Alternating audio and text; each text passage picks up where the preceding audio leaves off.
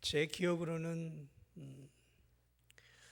90년대 이후에는 인터넷이라는 것, 또 이메일, 또 핸드폰 이런 것들이 90년 말에 발전하기 시작을 해서 2000년도부터 본격적으로 활용되었던 기억이 납니다. 그러니까 90년대 중후반까지 제 기억으로 편지를 많이 주고받았던 기억이 나요. 그런데 2000년 이후로는 편지보다는 보통 이메일을 통해서 어떤 내용들을 오고 가고, 요즘은 뭐 이메일도 거의 안 하죠.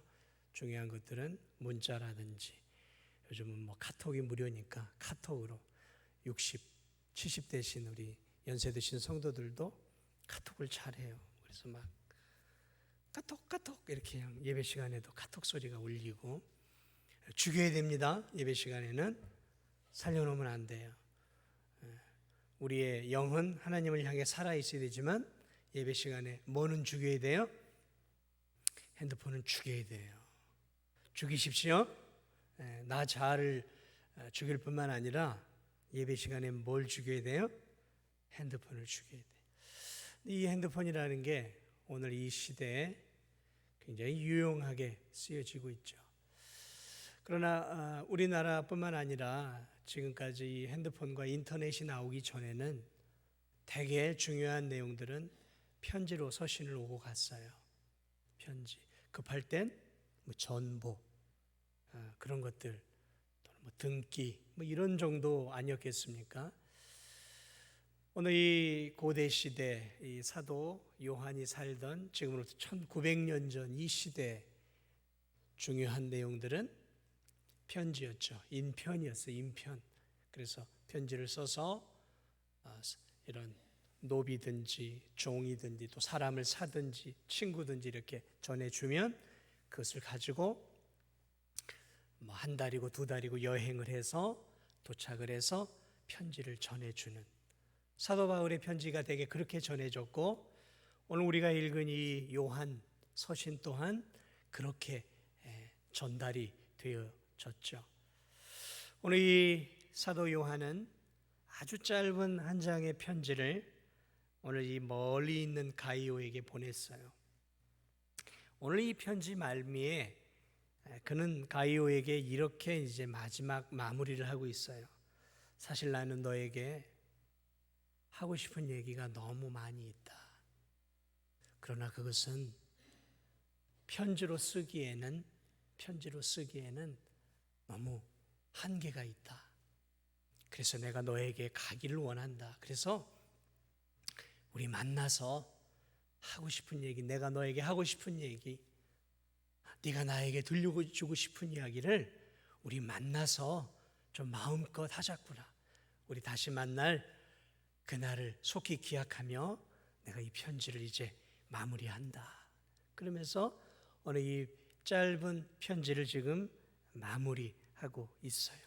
오늘 이 편지는 말로 하게 되어지면 고작 2, 3분이면 끝나는 내용이에요. 그러나 오늘 이 편지 안에는 대단히 핵심적인 내용들이 담겨 있는 것이죠.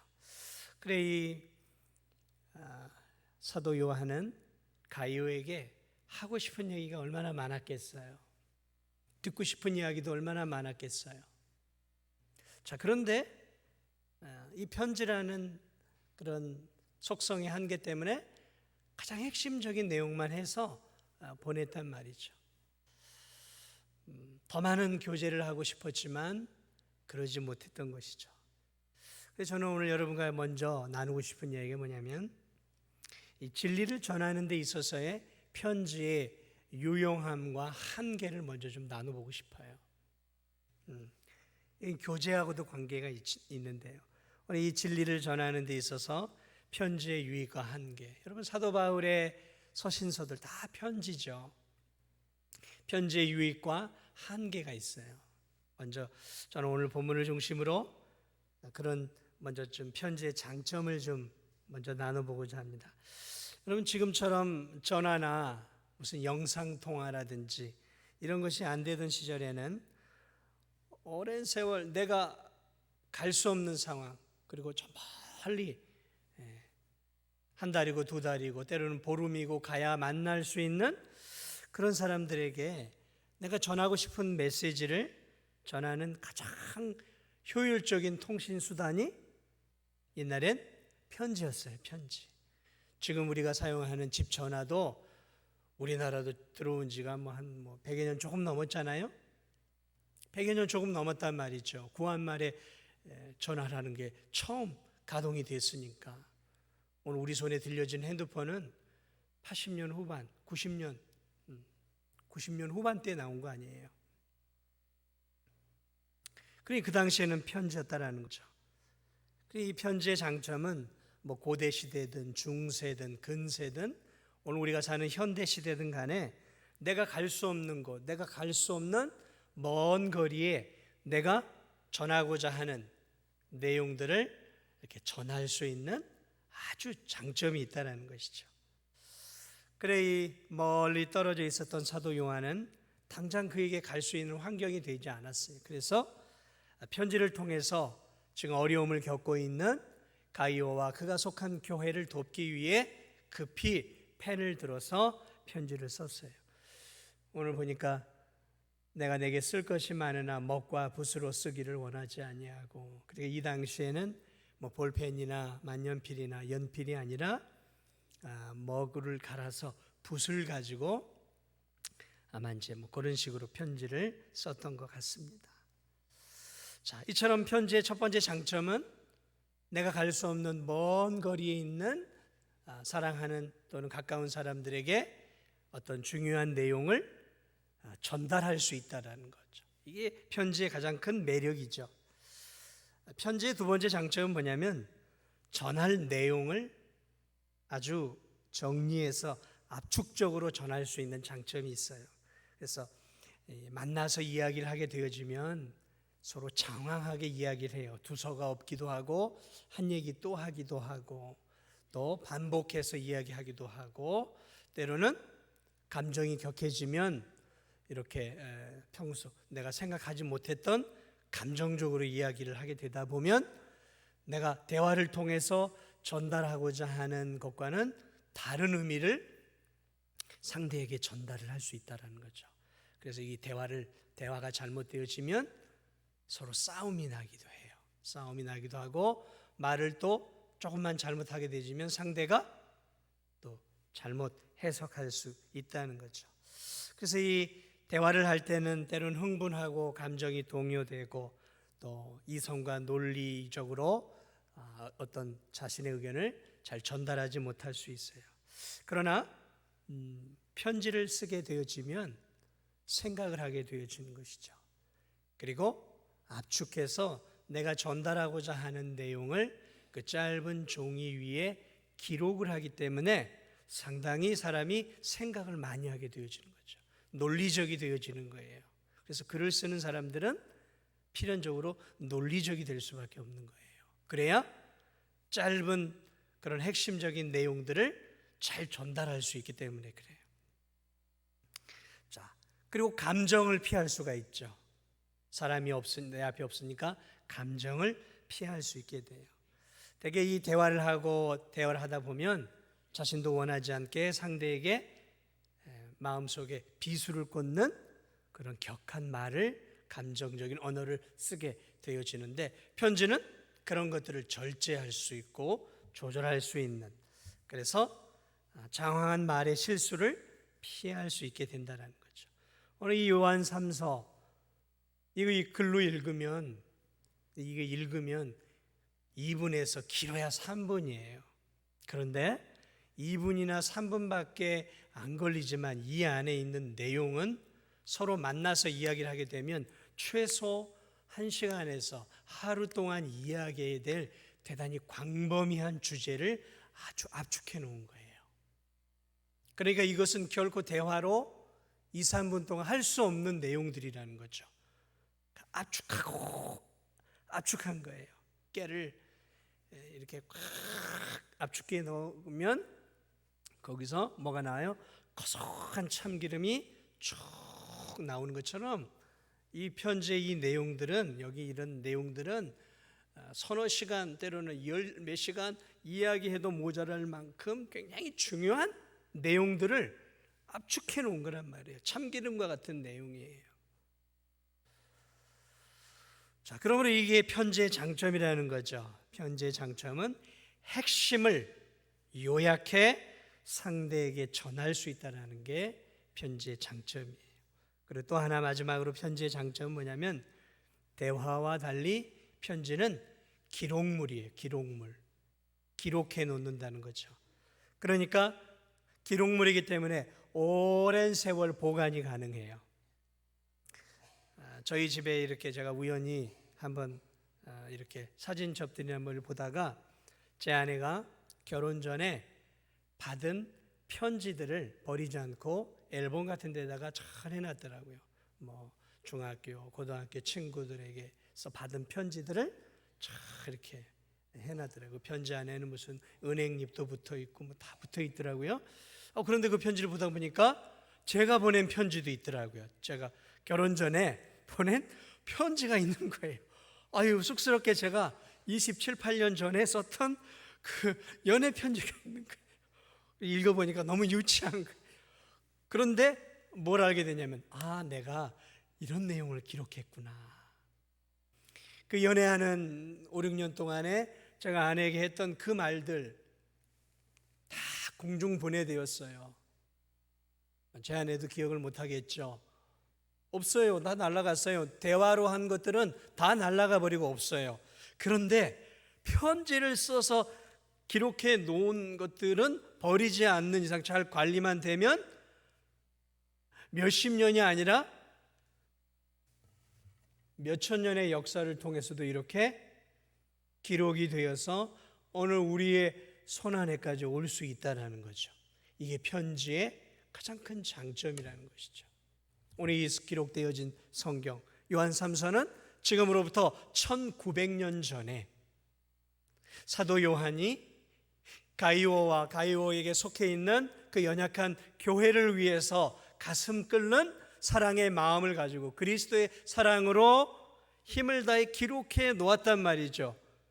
아마 대화를 했다면 공중분해되어서 사도 요한이 가이오에게 무슨 깊은 이야기를 했는지 우리는 알 길이 없을 거예요. 그런데 놀랍게도 기록이 되어졌다 보니까 이것이 하나님의 은혜 안에서 보관이 되어져서 오늘 우리가 읽는 성경 안으로 들어오게 되었다는 거예요. 물론 성령 하나님께서 사도 요한을 감동시키셔서 오고 오는 세대에게 필요한 메시지를 기록하게 해 놓으셨다라는 거죠. 어쨌든 이런 편지라고 하는 것은 이처럼 오랜 세월, 기록된 기록물은 오랜 세월 갈 수 있다는 장점이 있다라는 것이죠. 자, 어쨌든 이 내용 안에는, 편지의 내용 안에는 진리에 대한 부분도 있지만 가이오와 사도 요한에 뭐가 있어요? 교제의 내용들이 있어요. 교제. 편지는 교제거든요. 교제. 오고 가는 그런 사랑의 마음들, 이런 것들이 오고 담겨 있단 말이죠. 그래서 그 편지를 유심히 심도 있게 연구하면 편지를 받는 당사자와 편지를 쓴 사람이 사랑하는 사이인지 또는 미워하는 사이인지 어떤 사이인지가 다 드러나 있다는 것이죠.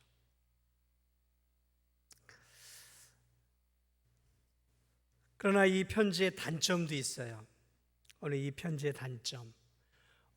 단점을 말하는 이유가 있습니다. 왜냐하면 오늘 이 사도 요한이 편지의 장점을 담아 편지를 썼지만 이 편지의 단점이 있어요. 그래서 이 단점 때문에 그가 이 후반부를 기록하고 있는 거예요. 단점이 있어서. 어떤 편지의 단점이 있는가? 편지는 사랑하는 사람, 친한 사람의 얼굴을 보지 못하고 만나지 못해요. 그죠? 멀리 있는 사람에게 정보만을 전달하는 거죠.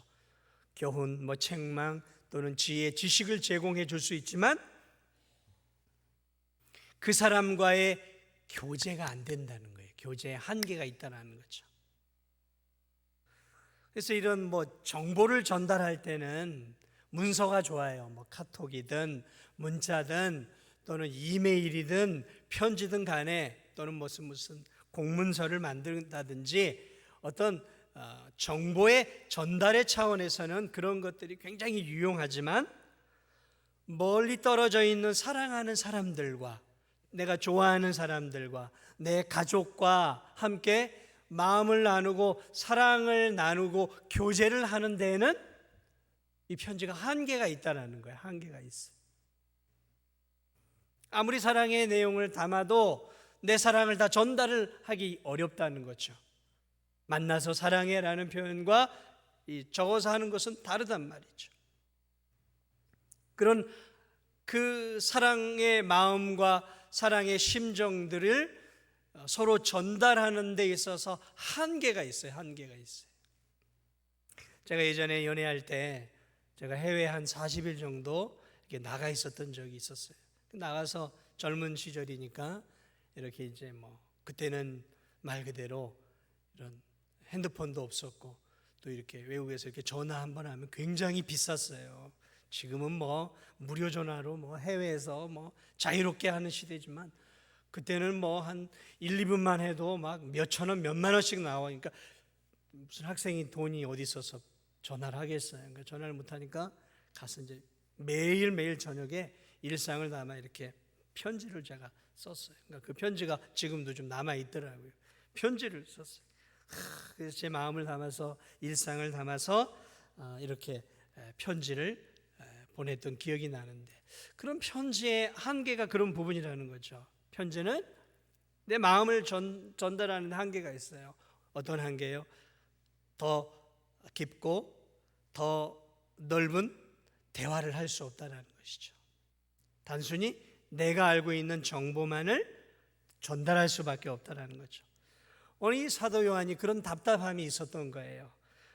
이 믿음의 사람, 어려운 가운데서도 힘든 삶 속에서도 이런 순회 전도자나 선교사들을 그냥 보내지 않고 데려와서 먹이고 입히고 재우면서 하나님의 사람들이 하나님의 일을 감당할수록 힘을 다해서 돕고 있었던 이 귀한 이 젊은 가이오에게 너무 고마움을 느꼈던 거예요.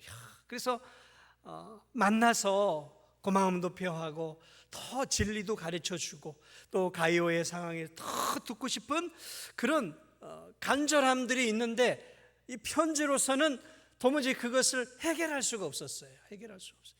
그러니까 중요한 핵심적인 것들만 써서 보냈던 거예요. 그리고 뭐라 그래요? 내가 먹과 붓으로 쓰기를 원하지 않는다. 내가 쓸 것이 많은데 너한테 할 말이 많다. 내 들을 말도 많고 할 말이 많은데 내가 이거 편지로 쓸 수가 없다. 쓸 수가 없어. 그래서 14절로 내가 속히 너를 보기를 원한다. 너를 보고 싶다라는 거죠. 너의 그 사랑스러운 얼굴을 보고 싶고 너하고 같이 밥도 먹고 차도 마시면서 좀 좋은 곳에서 앉아서 밤이 새도록 너하고 함께 진리에 대해, 목양에 대해, 교회에 대해, 삶의 어려움에 대해서 내가 너에게 해주고 싶은 말들이 내가 너무 많이 있다. 이건 편지로 해줄 수 없는 부분이야. 그러면서 만나고 싶어하는 간절함이 지금 이 마지막 편지 속에 묻어 있다라는 거죠. 묻어 있다라는 거죠. 편지가 담아낼 수 없는 게 있어요. 믿음의 사랑의 교제에는 편지로 담아낼 수 없는 게 있다라는 것이죠. 성도와 성도의 이 친밀한 교제, 이 편지로는 한계가 있다라는 거죠. 한계가 있다라는 거죠. 요한은 그래서 이 젊은 가이오를 얼굴을 보고 싶었던 거예요. 보고 좀 껴안아도 주고 싶고 격려도 해주고 싶고 또 밥도 사주고 싶고 차도 마시고 싶고 그러면서 또 깊고 넓은 그러한 신앙의 교제를 나누고 싶었다는 거죠. 이건 편지가 해낼 수 없는 거라는 거죠. 그래서 오늘 이 마지막에 내가 가고 싶다. 그리고 가서 우리가 대면하여 말하리라. 내가 네 얼굴을 보고 하고 싶은 얘기를 내가 다 할 거야. 지금 그러고 있다라는 거죠. 이 편지가 주는 또 하나의 단점이 있어요. 또 하나의 단점이 있어요. 그것은 무엇이냐면 방금 이야기한 부분이에요. 어떤 의견에 대해서 핵심적이고 요약적으로 전달은 할 수 있지만 깊고 넓게 대화하기는 어려운 거예요. 깊고 넓은 심오한 것들을 심어주고 또 오고 가는 깊은 마음과 마음을 나누는 그런 부분에는 한계가 있다는 거죠. 한계가 있다는 거죠.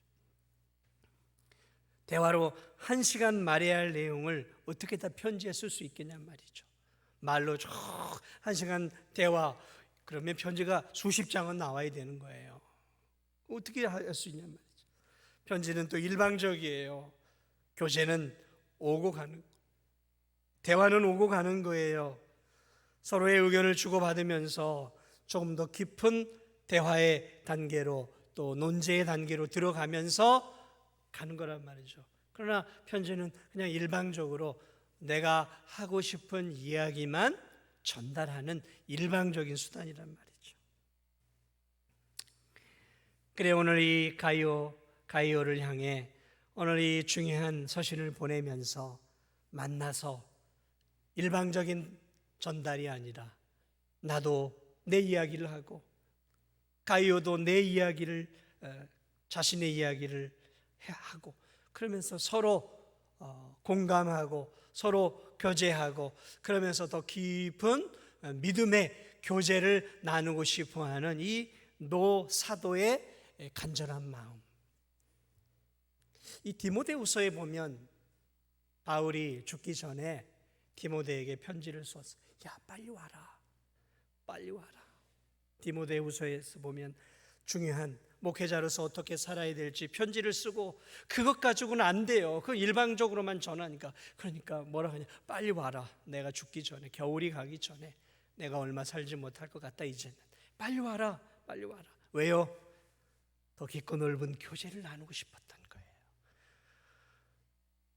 더 사랑을 주고 싶었고 또 사도 바울도 사랑을 받고 싶었던 거예요. 디모데에게 힘을 주고 싶었고 또 디모데를 통해서 감옥에 있는 사도 바울이 힘을 얻고 싶었던 거예요. 위로를 받고 싶었고 격려를 받고 싶었단 말이죠. 사랑하는 여러분, 우리 하나님 한 분만으로 충분할까요? 이 답은 이렇게 표현할 수 있어요. 원론적인 답은 하나님 한 분으로 우리는 충분해요. 그러나 하나님이 우리에게 믿음의 동역자들과 동지들과 함께 신앙을 나눌 수 있도록 교회를 주시고 함께 믿음의 길을 주신 성도들을 주신 이유는 뭘까요? 하나님 안에서 서로에게 힘이 되어지고 서로 격려하고 좁은 믿음의 길을 걸어갈 때 서로 다독이고 힘을 북돋아 주고 철이 철을 날카롭게 하는 것처럼 서로에게 위로와 소망의 힘을 주면서 함께 하나님을 섬기고 한 주 예수 그리스도를 모시고 믿음의 길을 힘있게 가라고 하나님이 우리에게 함께 신앙생활할 수 있는 믿음의 동역자들을 주신 거예요. 믿습니까? 여기 혼자 나와서 예배 드리면 어떠겠어요? 목사 앞에 혼자 놓고 혼자 앉아 있으면 어떨 것 같아요? 근데 내 주변을 보세요. 이렇게 함께 예배 드리는 성도들이 있으면 내가 어떨까요? 더 힘이 나는 거예요. 이렇게 많은 성도들 가운데 서로의 마음을 공유하고 신앙의 삶을 공유하고 내 아픈 삶을 위해 기도의 제목을 나눌 수 있는, 같이 손을 붙잡고 간절하게 기도해 줄 수 있는 그런 간절한 믿음의 동역자들이 나에게 두세 명만 있으면 세상이 어떨까요? 이 어려운 세상이 살만한 세상이 되어지는 거예요. 신앙생활하기 할만해지는 거예요. 오늘 이 마지막 부분은 우리에게 그런 부분을 가르쳐주고 있는 거예요. 이 위대한 노사도, 이제 유일하게 남아있는 사도, 이제 곧 이 세상을 떠나야 할 이 위대한 하나님의 사람, 이 위대한 하나님의 사람도 지금 믿음의 사람이 그리운 거예요. 격려해주고 싶고 또 격려를 받고 싶은 거예요. 여러분, 이게 인간이에요. 이게 인간이라는 것이죠. 우리가 우리 자신을 잘 알아야 돼요. 나는 나 혼자 잘할 수 있어. 여러분, 그렇게 생각한 것은 하나를 알고 둘, 열을 모르는 거예요. 교회가 무슨 필요가 있어? 교회는 무슨 덩어리야? 많은 사람들이 있어서 서로 시험이 되고 그러죠. 그냥 조용히 교회 안 다니고 나 혼자 신앙생활하면 돼. 이 가난한 성도들 또는 무교회를 주장하는 사람들, 저는 충분히 이해를 해요. 충분히 이해를 합니다. 교회도 조직이고 교회도 사람 사는 곳이기 때문에 서로가 서로에게 상처를 주기도 하고 서로의 가슴에 비수를 찌르기도 해요. 서로에게 아픔을 주는 일들이 일어나요.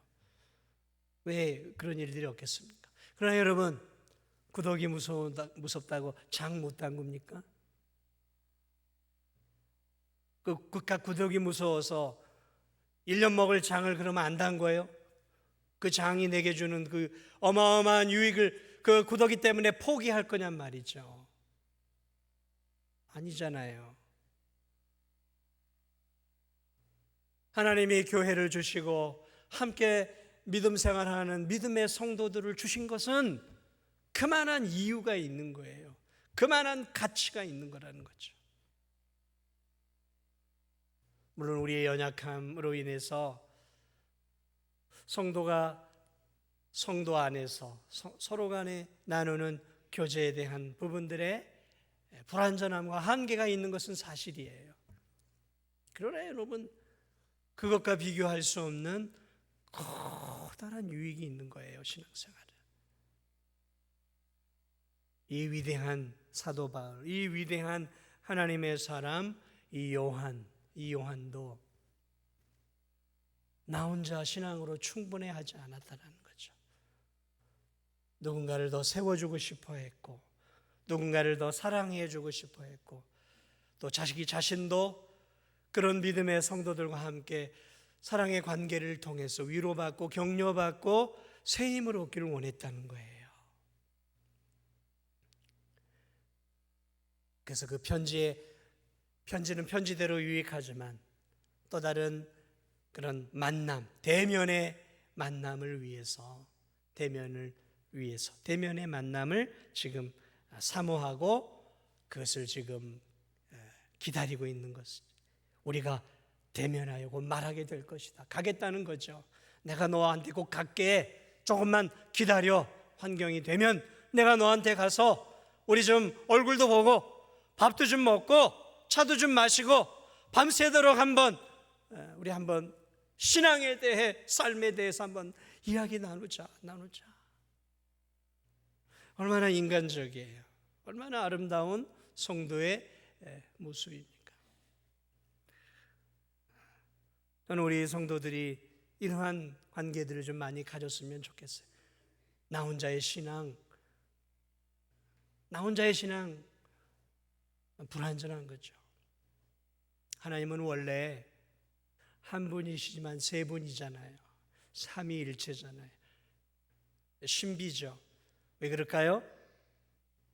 교제하시는 하나님이라는 거예요. 어떤 교제요? 사랑의 교제. 그래서 하나님은 아담만 만들지 않고 아담 안에서 그 갈빗대로 아담의 분신 같은 반쪽 하와를 만드시고, 그리고 그들을 부부로 하시고, 그리고 그 부부 가운데 사랑으로 태어나는 자녀들을 주셔서 관계를 맺게 하시고 사랑하며 살 수 있도록 이 세상을, 가정을, 이 사회를 만들어 주신 거예요. 그래서 홀로 사는 것은 인간다운 삶이 아니에요. 하나님은 우리로 하여금 하나님 안에서 교제하고 사랑을 나누고 믿음을 나누고 그렇게 살도록 우리를 만드셨음을 믿으시기 바랍니다. 그러니까 남은 생에도 내가 상처받고 싶지 않아. 나는 나 혼자, 앞으로는 이제 나 혼자 예수님 잘 믿다가 천국 갑니다. 이런 마음 먹으면 안 돼요. 그건 바보 같은 신앙이에요. 바보 같은 신앙이에요. 그런 신앙인 되면 안 되는 거예요. 내가 받은 사랑, 내가 받은 은혜, 내가 받은 하나님의 지식을 더 나누고 싶어 해야 되는 거예요. 나눠주고 싶고 주고 싶고 베풀고 싶고, 그러면서 또 나도 받고 주고 받는 사랑의 관계. 이것이 오늘 이 편지의 마지막 부분에서 우리가 놓치지 말아야 될 중요한 진리라는 사실이에요. 편지를 통해서, 좋죠? 편지를 통해서, 문자를 통해서, 카톡을 통해서, 또는 뭐 이메일을 통해서, 또는 만나서든 어느 방식이든 좋아요. 그러나 가장 좋은 방식은 뭘까요? 대면하는 거예요. 대면하는 거예요. 대면하는 거라고요. 우리가 대면하여 말하게 될 것이다. 대면하여 말하게 될 것이다. 여러분, 예배도요, 신방도요, 뭐 요즘 잘 못 가니까 이제 전화로 이제 제가 아프고 힘든 분들 이렇게 전화도 하고 또 전화로 기도해 드리고, 그것도 중요하죠. 뭐 지금 코로나 시대니까. 그러나 얼굴과 얼굴을 보고 또 손을 붙잡고 간절하게 뜨겁게 기도해 주고 교제하는 것과는 차이가 있더라고요. 차이가 있어요. 전화를 하는 것과 대면해서 신방을 드리고 기도해 드리는 것은 차이가 있더라는 거죠. 예배도 마찬가지죠. 요즘 코로나로 인해 어쩔 수 없이 유튜브 예배, 화상 예배를 드려요. 이런 상황 속에서는 그런 문명의 이익이 있다는 게 얼마나 중요한지 몰라요. 감사하죠. 예배를 드릴 수 없는 상황 속에서 유튜브나 화상을 통해서 목사의 얼굴을 보고 설교를 드리고 예배를 드릴 수 있다는 것은 정말 귀한 일이고 좋은 일이에요. 그러나 그게 이렇게 교회에 나와서 대면하여 드리는 예배와는 차원이 다른 거예요. 분명히 좋은 것이지만 그것은 차선이지 최선의 예배는 아니다라는 것이죠. 마치 차선을 오늘날 최선의 예배처럼 말해서는 안 된다는 거예요.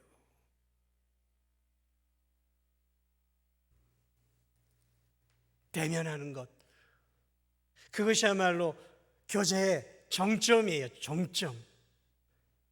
우리가 이 세상에 지금은 예수 그리스도를 보지 못해요. 그분은 영이시니까. 그러나 우리가 이 세상을 떠나게 되어지면 성경을 보면 얼굴과 얼굴로 그분을 맞대어 보게 된다라고 말하고 있어요. 어떻게 본다고요? 얼굴과 얼굴을 서로 맞대어 본다라는 거죠. 지금은 우리가 하나님을 볼 수 없어요. 그분은 거룩한 영이고 우리는 아직도 죄악된 육신을 입기 때문에 그분을 볼 수 없어요. 봐서도 안 되는 거예요. 거룩한 하나님을 죄인된 우리가 죄된 육신을 가지고 보는 것 자체가 불경이고 그것 자체가 우리에게 해가 될 수 있어요. 그래서 하나님은 당신의 모습을 우리에게 드러내지 않으셔요. 그러나 우리가 온전한 성화의 모습이 되어 영화롭게 되어져 천국에 가게 되어지면 그때는 우리가 보고 싶은 예수 그리스도를, 하나님의 얼굴을 맞대어 보고 교제하게 된다는 거죠. 진정한 교제는, 진정한 예배는 얼굴과 얼굴을 맞대는 거예요.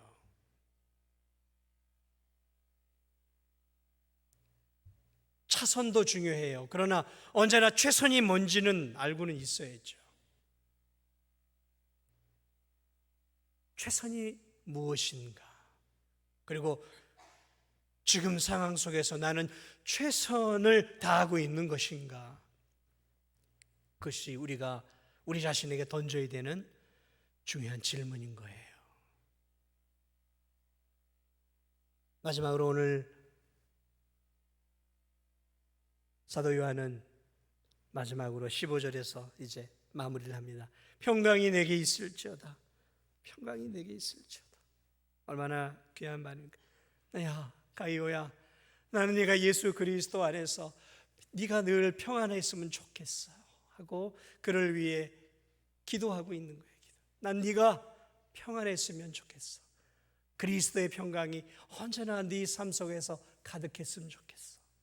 환경은 어렵고 신앙생활하기는 어렵고, 그리고 하나님 자녀답게 사는 것은 어렵지만, 그럼에도 불구하고 네가 예수 그리스도의 은혜 안에서 네가 날마다 평안하게 신앙생활하고 하나님의 은혜 안에서 평안하게 살았으면 좋겠어. 내가 그것을 갈망해. 그리고 내가 그것을 위해 널 위해 기도하고 있어라고 말하고 있는 거예요. 그렇습니다. 참 교제는 상대를 위해서, 상대가 사랑하는 다른 성도들이 그리스도의 은혜 안에서 참 평안을 누리며 살도록 소망하고 그것을 위해 하나님께 기도하는 것이죠. 기도해 주는 거예요. 그의 영혼과 삶이 주의 은혜 안에서 평안하도록 기도해 주는 거죠. 서로가 서로를 위해 기도해 주는 거예요. 그리고 마지막으로 문안합니다. 야, 가요야, 지금 나와 함께 신앙생활하는 믿음의 교우들이 가요 너에게 지금 안부를 전해달라 그러네. 가요가 이 소식을 들을 때 얼마나 기뻤겠어. 위대한 사도 바울만이 아니라 사도 바울과 함께 신앙생활하는 쟁쟁한 사람들이, 믿음의 사람들이 젊은 자신을 향해 안부를 전해달라고 하고 있으니, 사도 요한만 안부를 전해도 이 가이오가 기쁠 텐데 쟁쟁한 다른 사람들이 함께 가이오의 안부를 묻고 있다고 하니까 가이오의 마음속에 어떤 마음이 들겠어요? 이야, 나를 위해서 이렇게 관심을 기울이고 있는 성도들이, 위대한 하나님의 사람들이 많이 있구나 하면서 위로와 힘을 얻은 거예요. 교제죠, 교제. 그러면서 뭐라 그래요? 가요야, 그리고 아울러서 너는 친구들의 이름을 들어 문안하라. 너는 친구들의 이름을 들어 우리가 그들에게 문안한다라는 것들을 네가 좀 전해주어라. 전해주어라. 그러면서 요한이 있는 그 교회 성도들과 지금 가이오가 있는 이 교회 성도들과 서로 형제지간으로서 서로에게 안부를 지금 묻고 있는, 안부를 물으면서 우리가 형제 아니냐, 우리가 그리스도 안에서 가족이 아니더냐 하면서 안부를 묻고 있는 거예요. 안부를 묻고 있는 거예요. 서로 돌아보고 있는 거죠. 관심을 기울이고 있는 거예요. 관심을 기울이고. 어제 물난리가 많이 났죠.